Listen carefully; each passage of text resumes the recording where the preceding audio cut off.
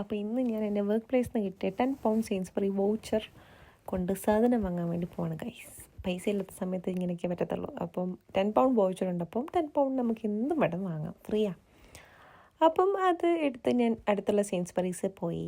അവിടുന്ന് അല്ലറ ചില്ലറ 10 പൗണ്ടാന്ന് കാൽക്കുലേറ്റ് ചെയ്ത് കിട്ടുന്നതൊക്കെ കണ്ടൊക്കെ ആവശ്യമുള്ളത് ഞാൻ വലിച്ച് കയറ്റി. കൂട്ടത്തിൽ ആവശ്യമില്ലാത്തൊരു മുട്ടായും കൂടി വാങ്ങിച്ചിട്ടുണ്ട്. പൈസ തയ്ക്കാൻ വേണ്ടിയാണ്, വേറെ ഒന്നും വിചാരിക്കേണ്ട. അങ്ങനെ അവിടെ ഞാൻ പോയി നിന്നു.